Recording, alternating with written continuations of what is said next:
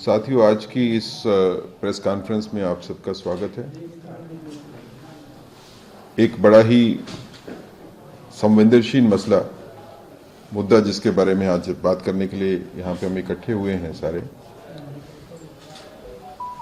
Rohingyas और बांग्लादेशी जिनको जम्मू कश्मीर में, खासकर जम्मू जिला में बसाया गया, और अब ये सामने तथ्य आ रहे हैं कि रोहिंग्याज को बसाने के लिए कुछ एनजीओज काम करती रही, जिनको धन कहां से मिलता रहा उसके बारे में एक संशय बना हुआ है कि क्या उनको धन जो है वो भारत के बीच में मिला या भारत के बाहर से भी आ रहा है। कुछ कार्रवाई तो हुई है, लेकिन भारतीय जनता पार्टी को लगता है कि ये पूरी एक कॉन्स्पिरेसी के तहत रोहिंग्याज को और बांग्लादेशीज को जम्मू में, जहां से इंटरनेशनल बॉर्डर जो है थोड़ी ही दूर है, वहां पे बसाया गया। तो इसके बारे में एक विस्तृत इन्वेस्टिगेशन होने की जरूरत है। कौन से लोग थे जिन्होंने रोहिंग्याज को लाके जम्मू में बसाया था? कौन से लोग थे जिन्होंने काम किया कि रोहिंग्याज यहां पे आके सरकारी जगहों के ऊपर घर बना सकें? उनके घरों को बिजली के कनेक्शन, पानी के कनेक्शन दिए गए, आधार कार्ड दिए गए, यहां तक कि उन रोहिंग्याज ने वोट भी डाले लोकल इलेक्शंस में। ये भी तथ्य सामने आए। ये वही लोग हैं जो 370 की वकालत करते रहे हैं, जो ये कहते रहे हैं कि भारतवासी जम्मू कश्मीर में नहीं बसेंगे। जो जम्मू कश्मीर भारत का ही हिस्सा है, भारतवासी भारत के हिस्से में नहीं बस सकते, लेकिन भारत के बाहर के रहने वाले जो इलीगल इमिग्रेंट्स हैं, जिनसे देश की सुरक्षा को भी एक बड़ा चैलेंज है, खतरा है, उनको बसाने के लिए इन लोगों ने एक राजनीतिक साजिश के तहत काम किया और इन लोगों को लाके अपने वोट बनाने के चक्कर में यहां पे बसाया। Bharatiya Janata party LG administration से ये रिक्वेस्ट करेगी, क्योंकि होम जो है वो एलजी एडमिनिस्ट्रेशन के पास है, एलजी साहब के पास है। हम ये रिक्वेस्ट करेंगे कि इसमें सीबीआई एक एफआईआर लिखे और उन सर्कमस्टांसेस के बारे में, उस घटना चक्र के बारे में एक व्यापक तौर के ऊपर इन्वेस्टिगेशन हो, जिसमें ये तथ्य सामने आए कि कौन से लोग थे जो रोहिंग्याज को यहां पे लाके बसाने में रिस्पॉन्सिबल हैं,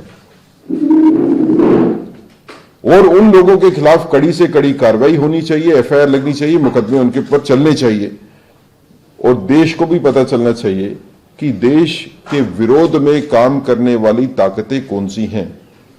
कौन से लोग थे जिन्होंने देश के हित के आगे अपने राजनीतिक स्वार्थ को रखा। भारतीय जनता पार्टी यह भी कहना चाहती है कि रोहिंग्याज जिनको जम्मू में लाके बसाया गया और जिनकी बस्तियां हैं जम्मू शहर के बीच में, इनको जम्मू से बाहर खदेड़ना चाहिए, बल्कि इनको डिपोर्ट करना चाहिए ताकि अपने अपने देश में वापस जा सके। कोई दूसरे देश से आके भारत में बसने के लिए आवेदन देता है और उस आवेदन के तहत जो है कहीं कोई यहां पे आता है, तो वो एक अलग से बात है।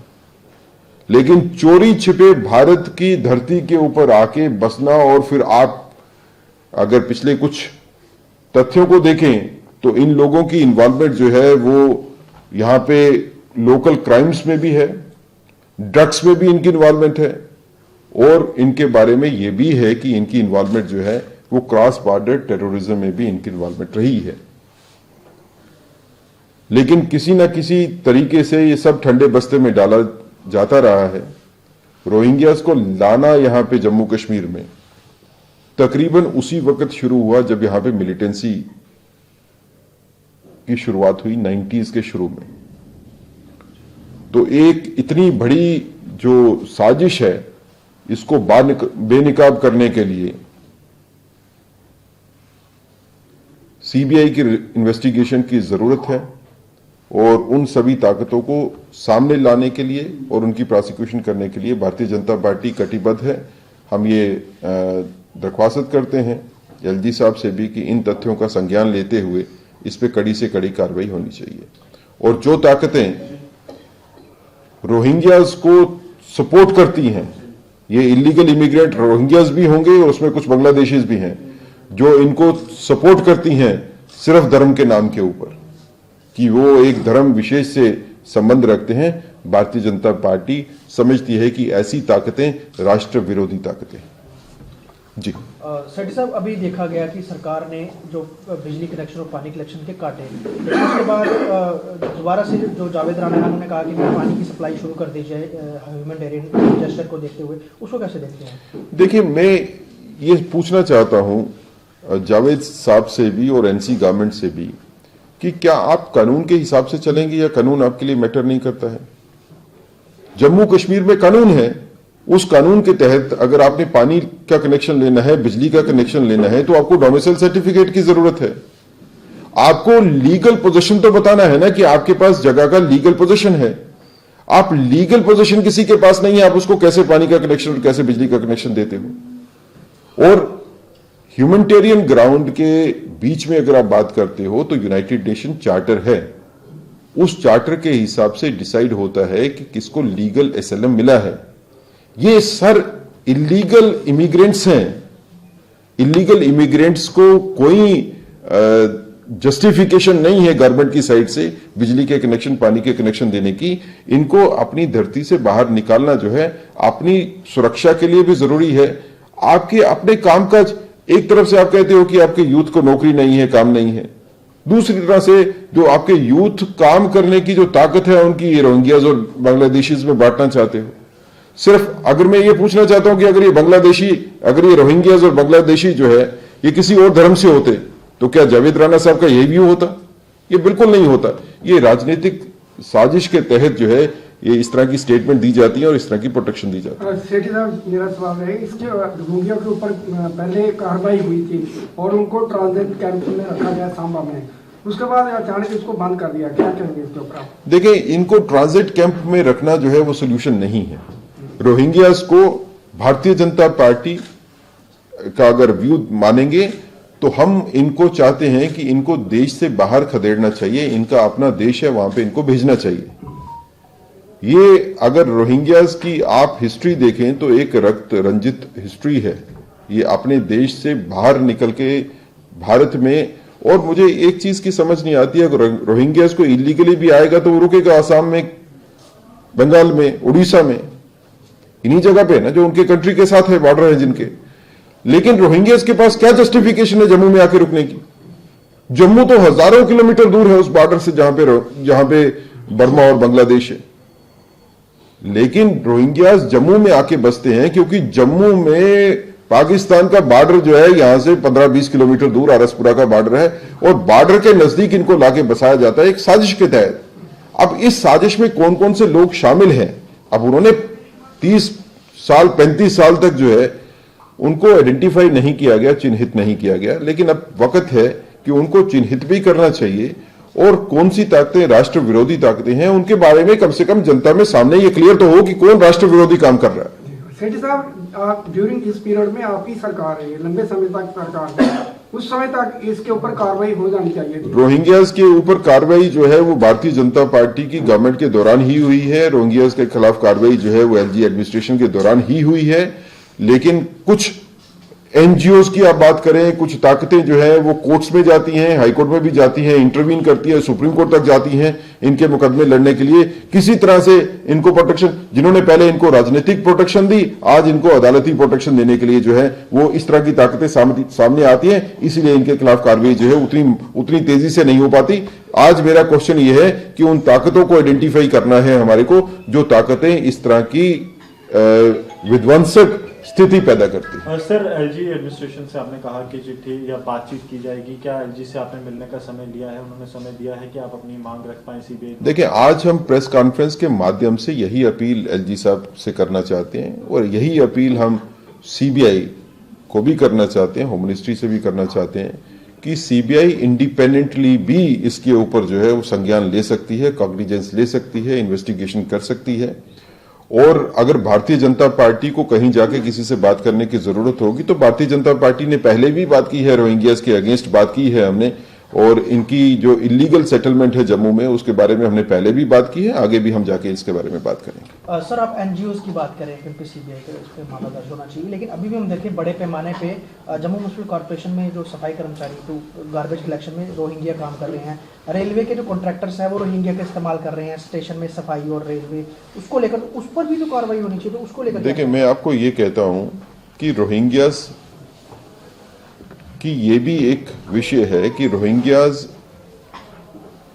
शायद रेट्स जो है काफी कम है उनकी लेबर के, और वो जम्मू की जो लोकल लेबर है उसको जो है वो काम नहीं करने देते क्योंकि वो काम रहता नहीं है। ये भी एक चिंता का विषय है। ये चिंता का विषय जम्मू के लिए भी है और ये कश्मीर के लिए भी है। इस तरह की इलीगल जो है मूवमेंट कश्मीर में भी है जो बड़ी एक सिक्योरिटी जो है वो लैप्स हो सकती है। तो अगर इस तरह के इलीगल इमिग्रेंट्स को आप गवर्नमेंटल एजेंसीज में कहीं पे काम देते हो तो फिर वो बिल्कुल गलत काम हो रहा है। अगर इनको म्युनिसिपैलिटी में या किसी और जगह पे अगर आप जॉब मिलता है, नौकरी मिलती है, कॉन्ट्रेक्चुअल बेसिस के ऊपर भी मिलता है तो बिल्कुल गलत है। भारतीय जनता पार्टी चाहती है कि इस तरह की कोई कार्रवाई नहीं होनी चाहिए।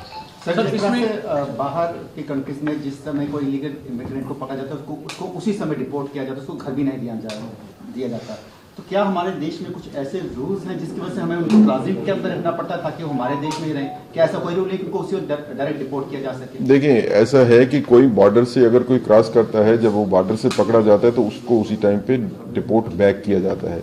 लेकिन अगर कोई इलीगल इमिग्रेंट बॉर्डर के अंदर आ गया और उसके बाद वो हजारों किलोमीटर ट्रेवल करके जो है एक अलग जगह पे आके बसता है जिसके साथ उनका कोई लिंग्विस्टिक एफिनिटी नहीं है, जिनके साथ उनका कोई कनेक्शन नहीं है, तो फिर उनको डिपोर्ट करने के लिए उनको वापस बॉर्डर के ऊपर भेजा जाना चाहिए और उनको उनके कंट्री में pushback, this is called pushback करना चाहिए। अब उसके लिए जब हम पुशबैक करने की बात करते हैं, जब हम उनको उठा के जो है वो बस्तियों से कैंप्स में लेके जाते हैं ताकि वहां से आगे वो जा सके, तो कौन सी ताकतें हैं जो अदालतों में जाके स्टे ले लेती हैं इस चीज के ऊपर? कौन सी ताकतें हैं जो यूनाइटेड नेशंस की दुहाई देती हैं? कौन सी ताकतें जो ह्यूमन राइट्स की बात करती हैं? आप अपने जब आपके आदमी मरते हैं, किश्तवाड़ डोडा में कश्मीर में कितने निहत्ते जो है उनको उग्रवादी मार देते हैं, उनके बारे में ह्यूमन राइट की बात कोई नहीं करता। विक्टिम्स की ह्यूमन राइट की बात नहीं करेंगे, लेकिन जो इलीगली बाहर वाले कंट्री से आके यहाँ पे भारत में आके बसते हैं और जम्मू कश्मीर में आके बसते हैं, उनके ह्यूमन राइट्स की बात करने के लिए सारे आगे जाते हैं। ये सब एक साजिश के तहत होता है जिसको बेनकाब करना जरूरी है। इंटेलिजेंस एजेंसीज ने ये भी कहा था कि इनकी पॉपुलेशन लगातार बढ़ती जा रही है, कुछ फिगर्स भी आए थे, अभी भी इस पर उनके सेंसस को लेकर काम चल रहा है जिसमें कुल मिलाकर अगर बांग्लादेशी और रोहिंग्या देखें 13,500 से भी ज्यादा पॉपुलेशन है। क्या इंटेलिजेंस एजेंसीज हैं वो इस पर अगर नजर रख रही थी तो इन पर कार्रवाई कहीं ना कहीं जो सरकारें रही उनकी तरफ से नहीं हो पाई जिसमें बीजेपी की सरकार थी? देखिए कुछ इस तरह के फैक्ट्स भी हैं कि ये आहिस्ता आहिस्ता हर साल इनकी तादाद बढ़ती है। वो सिर्फ आबादी बढ़ाने से नहीं होगा, खाली बच्चे पैदा करने से नहीं, बल्कि और इलीगल जो है तरीके से रोहिंग्याज यहाँ पे आते हैं क्योंकि उनकी यहाँ पे बस्तियां बनी हुई हैं, एनजीओज है जो उनके लिए काम करती हैं, उनको खाने पीने की सुविधाएं हैं, मकान बना के देते हैं, उनको नौकरियां वगैरह उनकी करवाते हैं। तो इस तरह के माहौल में और लोग जो आके यहाँ पे बसते हैं, लेकिन कुल मिला के ये एक सुरक्षा को खतरा भी है और डेमोग्राफिक चेंजेस लाने की जम्मू में जो है उसकी भी कोशिश है। ये रोहिंग्यास किसका वोट बैंक थे? अब ये इन लोगों को वोट का राइट कहा? आप कहते थे कि नॉन स्टेट सब्जेक्ट जो है उनको वोट का राइट नहीं मिलना चाहिए, लेकिन रोहिंग्यास जो आते हैं उन्होंने वोट भी डाले। मैं कितने एग्जांपल्स आपको दे सकता हूं जब इन्हीं रोहिंग्यास ने जो है वो म्युनिसिपैलिटी के इलेक्शन में भी इन्होंने वोट डाले, बाकी इलेक्शंस में भी इन्होंने वोट डाले। वो किसका वोट बैंक थे? किन्होंने लाके इनको बसाया, अपना वोट बैंक बनाने की कोशिश की? राजनीतिक साजिश के तहत इनको बेनकाब करना जो है वो जरूरी है।